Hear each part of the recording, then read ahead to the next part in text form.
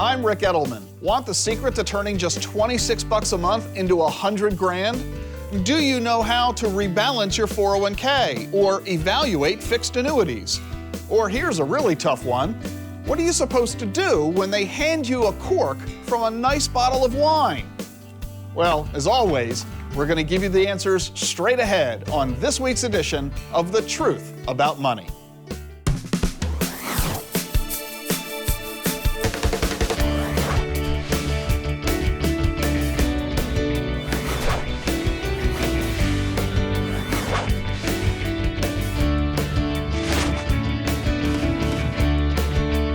Best-selling author and founder of one of the nation's largest financial planning firms, Ric Edelman. Is investing in fine wine a better bet than the stock market? No, but that doesn't mean you should never enjoy a glass of the good stuff. My colleague, investment advisor Anderson Wozni, got a lesson in enology, the science of wine, from Jill Zamorsky, the wine steward at Volt Restaurant in Frederick, Maryland. So we're here today with Jill Zamorsky of Volt Restaurant, and we're going to talk about wine, which you just said is a food. Well, I would like wine to be treated as food. It has the ability to make you feel better, digest better, pair well with food, enhance a conversation or an experience or a meal. Is it the more expensive the wine, the better? Not necessarily, because if you're paying a whole lot of money for wine, it's certainly, your expectations are higher and it should be good. Tell us about these. One is a vintage champagne from the Champagne region in France, of the same name. One is a really fantastic Italian wine. This is from Umbria. And then I have a wine from Châteauneuf-du-Pape in the southern Rhone Valley of France. This costs $150. This costs $280. This costs $535. I think some of the most dangerous stuff you could do if you're looking to invest in wine is to just buy what is popular or what gets high scores, because that might not be what you like. If you are looking to sort of build a cellar and acquire a collection, what I say is find something you like and then find some people that you trust, whether it's a wine director at a restaurant that you frequent or the proprietor of a local wine shop, and say, I had this and I really like it, I want to explore more. And so that way you sort of broaden and you get more knowledge and more experience with that style of wine, and then you can understand what's a good value and what's going to make sense, what's a good investment. Not everything is. So when I go to a restaurant, you've recommended a wine to me. You bring it out, you pull the cork. What am I supposed to do with it? Look at it, squeeze it maybe. If it's crumbly and dry, maybe the bottle wasn't on its side. The reason you store it on its side is then the wine stays in contact with the cork. If there's no wine in contact with that cork, it can dry and shrink up, which can make it narrower. Air can get in, air spoils wine. And of course, I've seen the people do this and look at it. What am I looking at? It should look like what you're expecting, and it should smell like good things. It shouldn't smell like mold. It shouldn't smell like vinegar. So if I go to a restaurant and I buy a bottle of wine and I don't like it, can I send it back? Yes, if something's wrong with the wine, of course, every restaurant should take it back. But if you just don't like it, and I gain nothing from making you sit through the entire meal and drink something you don't enjoy. There are many restaurants all over the country that have wines that cost thousands and thousands of dollars a bottle. If the wine is sound, and it's as it should be, and you knew what you were expecting, you just don't like it, then it becomes a little bit more of a negotiation. So if I drink the entire bottle and then tell you I didn't like it... You should have stopped before you finished the entire bottle. So we've got some lessons on liquid assets today. Thank you so much for joining us today, Jill. Cheers. So was she suggesting, Anderson, how many bottles of wine you need to have in your collection for it to be considered a collection? No, actually not. It's whatever you want in your collection. I asked her how long wine would keep. She said it can keep for years. I can't seem to keep it past a couple of days. Well, isn't that really the point? Is it really an investment, or because if it is, you're not enjoying it? You're not going to rip up your stocks and bonds, but wine is meant to be consumed. Well, that's the whole point, is you want to have wine that you can enjoy. This is not something that you're going to take and you're going to put away and hope years from now that you're going to be able to sell it for more, because it may not keep, and even if it does, it's probably not going to keep its value the way a stock or a bond would. And you're going to have to deal with the care and protection of it and the proper environment, which is going to add additional cost, and not everyone has space for that in their home, and breakage and so on. All of it is an issue. It's all an issue, and it's why wine is an investment is an investment in your taste and your enjoyment of it. It is not an investment for profit. So how much of it did you drink that day? Oh, a good bottle or two. I remember once I had a client who did have a wine collection. I asked him what it was worth. He said it was worth $40,000. And I said, really? When do you plan to sell it? He said, sell it, I'm going to drink it. I said, well, then it's not worth $40,000. Absolutely can't be worth $40,000 because once you've consumed it, you've got an empty bottle. Truly a liquid asset. You got it. Anderson, thanks a lot. Thank you. Assuming a 10% return, how much would a 30-year-old have to save each month to raise $100,000 by age 65? Is it $26, $95, $143, or $217? We won't make you wait 35 years for an answer. It's coming right up on The Truth About Money. At a recent conference, investment advisors were asked just one question. What did they think of fixed annuities? Fixed annuities are just another investment product. I think overly used, overly recommended, sometimes misunderstood. I don't believe they're the solution to CDs not paying a sufficient amount. They're very misunderstood. They're not safe as people perceive them to be. You're handing your money over for a period of time and you only have access to part of it. You're also having your money commingled with the insurance company's money. So they're not as safe as they're perceived to be. Don't like them because, again, they're so misunderstood by so many people, a packaged product, so I'm not a big fan. Fixed annuities make sense in an interest rate environment where you can get a higher rate of return. Right now is not that time. Interest rates are too low right now to get involved in a long-term investment like a fixed annuity. Assuming a 10% return, how much would a 30-year-old have to save each month to raise $100,000 by age 65? The correct answer is $26 a month. If you think about it, that's probably a lot less than you spend on coffee breaks.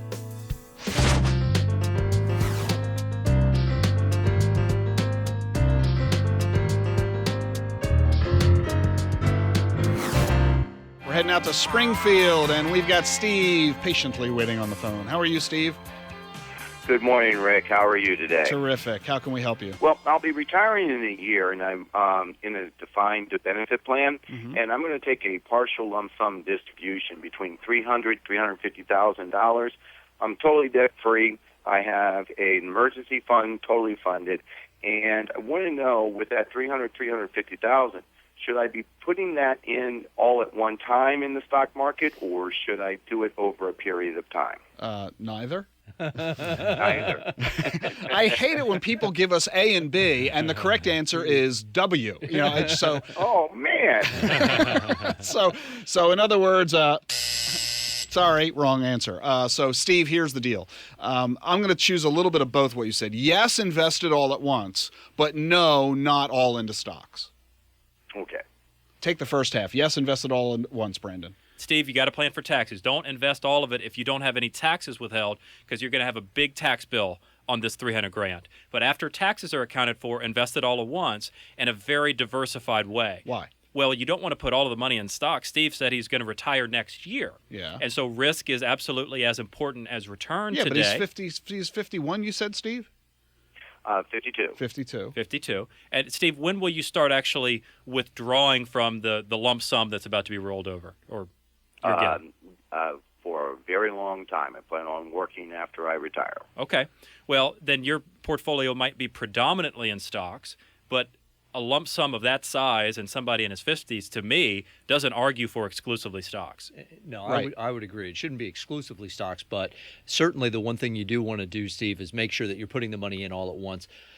Odds are that the market's going to be higher 10 years from now. Whether or not it's higher a year from now, nobody knows. 10 years from now is what you're worried about. But this is the whole point, Steve, that Brandon and Anderson are making, that we need to make sure that when you invest all at once, the issue is diversification. And when you said you're thinking about investing slowly over time, that's a way of diversifying as well. You can diversify by time, or You can diversify by asset class. So if you invest it all at once, but in a wide variety of assets, that accomplishes the same thing as investing over time, but you do it with lower risk and probably the better likelihood of returns.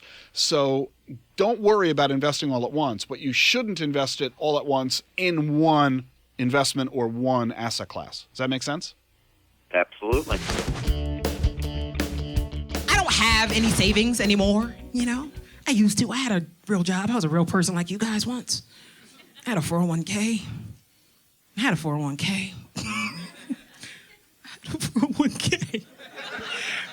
No, but like the closest thing I've got to a savings account at this point in my life, y'all, is I got 3 dresses from Macy's that still have the tags on them. That's it. That's it. That's my entire in case of emergency fund. Like if something unexpected pops up, I'll just take one back. I pay debit so you can get the cash. That's why I do that, you know. Every now and then, though, like a situation will come up, an event, where I'll consider wearing one of my safety dresses, but I have to really weigh the importance of the event. You know, I got invited to a wedding recently, and I was like, yeah, this would be a great dress, but they're probably not gonna make it. I mean, like, is it worth liquidating 1/3 of my life savings to go to this event? Probably not. What if I have kids one day and they want to go to college too? Like, you can't send the kids to college on 2 dresses. You need at least 3 dresses, right?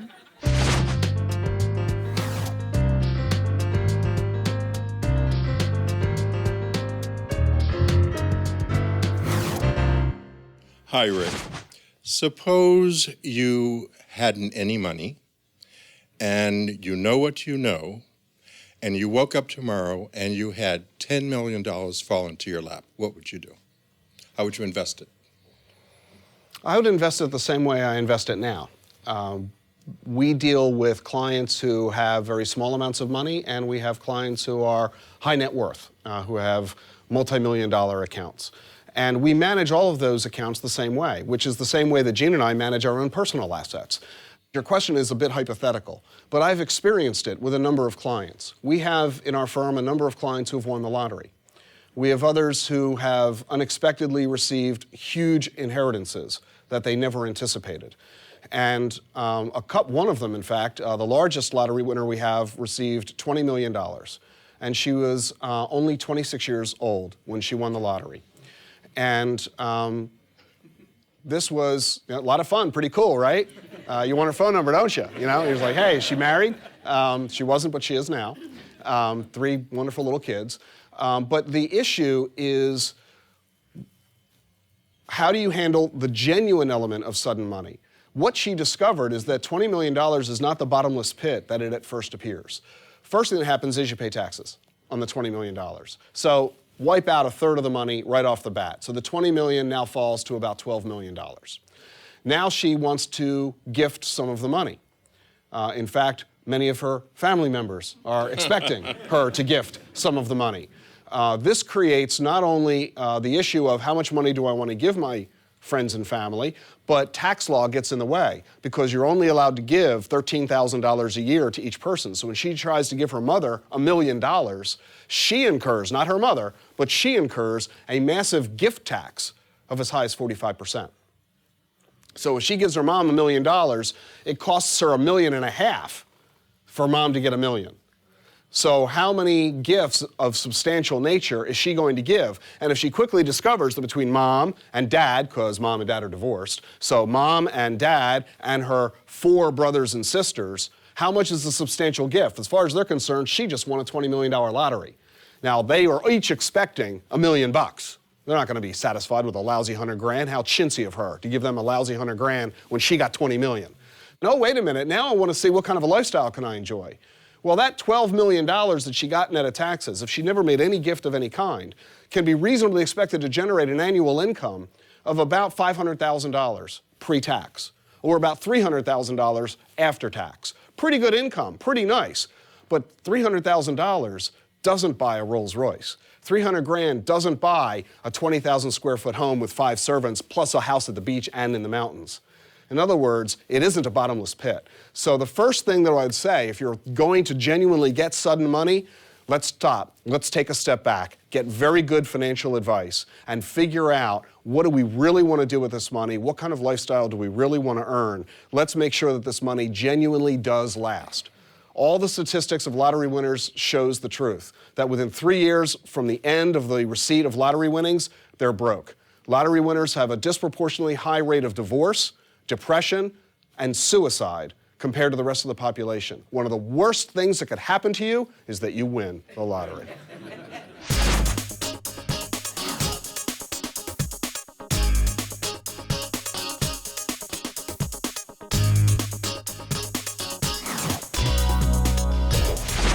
Rick, I was wondering how real is the threat of the U.S. dollar losing its position of being the world's reserve currency? How much risk is there? None. In fact, there's an awful lot of things people are worried about. The collapse of the dollar, the worry that interest rates are going to skyrocket and produce hyperinflation, fears that tax rates are going to triple, worries that unemployment will skyrocket, that housing prices will fall even further, that the euro will collapse, that a volcano will destroy the planet, and according to the Mayans, the world comes to an end in 2012. I guess that one didn't happen. There's a lot of things people worry about, and you know what? Most of what people are worrying about is stuff you don't need to be worried about. So let me tell you what you should be worrying about instead. Are you saving enough money to be able to retire in comfort and financial security at the age you want? Are you saving enough money to be able to send your children to college so that they don't emerge with a degree and massive amounts of debt? Are you protecting yourself to make sure that if you suffer some kind of natural disaster, a flood, a hurricane, or something else that could destroy your home or property, that you have the insurance protection so that the natural disaster doesn't come a financial disaster? Have you protected yourself in case your investments fall in value, that you have cash reserves due to a job loss, medical crisis, marital crisis, or something else that you aren't anticipating? There are a lot of things to be worrying about, but macroeconomics and voodoo nonsense, they're not on the list.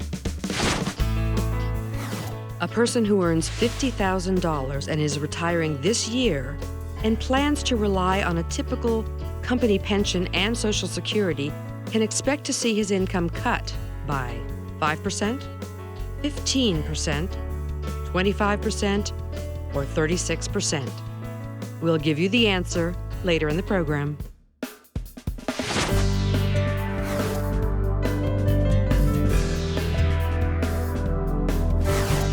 Go online and you can quickly check the price of any stock you want. You can even get historical prices for the past year, even 5 years.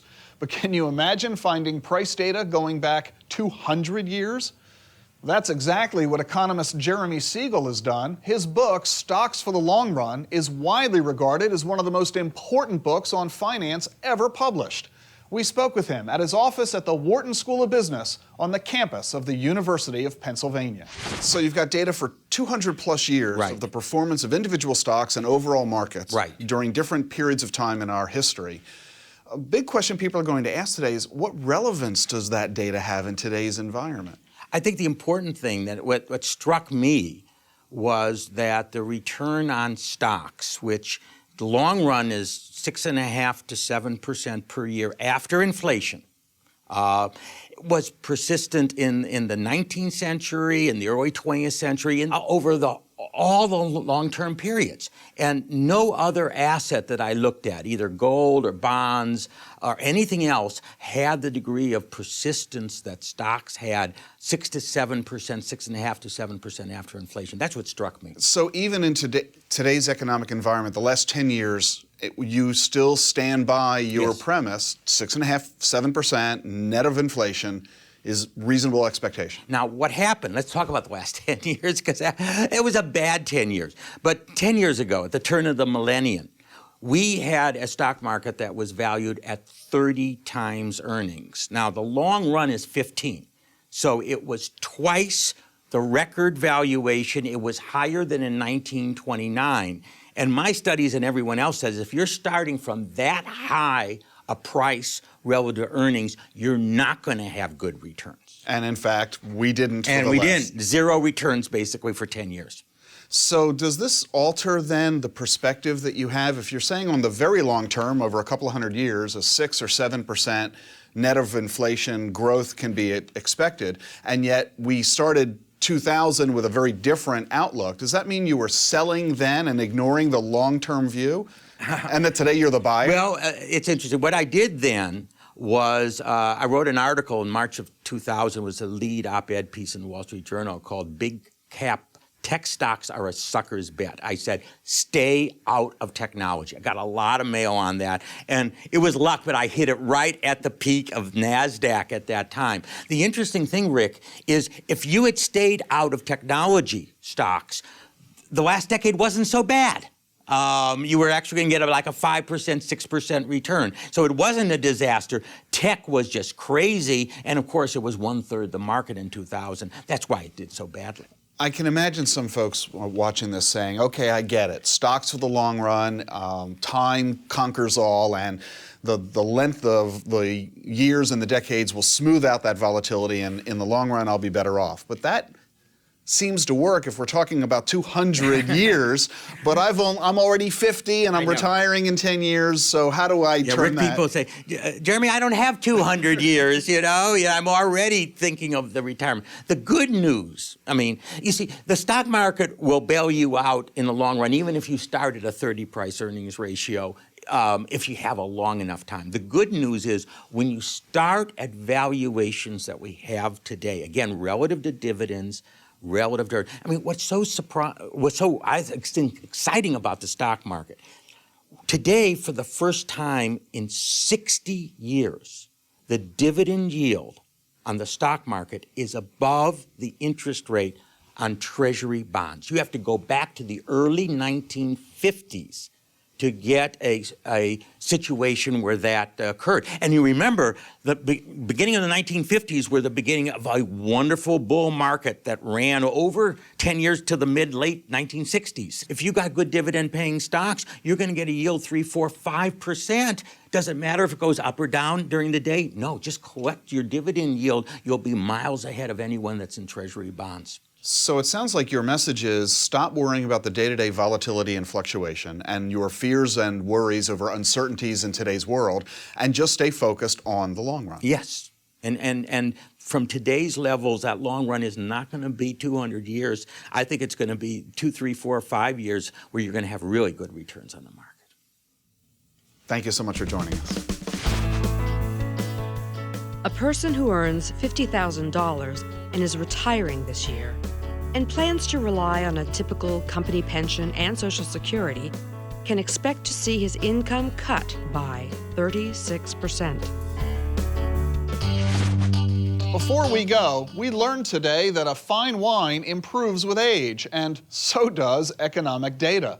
Far too many people, though, and sadly far too many financial experts, are totally focused on the flood of data that flows out of the market every day. I mean, you can glue yourself to the web and you'll see market changes not just every minute, but every moment.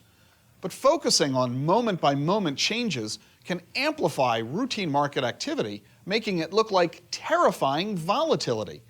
Jeremy Seigel has analyzed and collected centuries of market data, and he's found that over time, the markets work just fine, proving that the best approach is to save and invest with a long-term perspective. So sit back, pop the cork on that 200-year-old data, and enjoy the truth about money. I'm Ric Edelman. See you next week.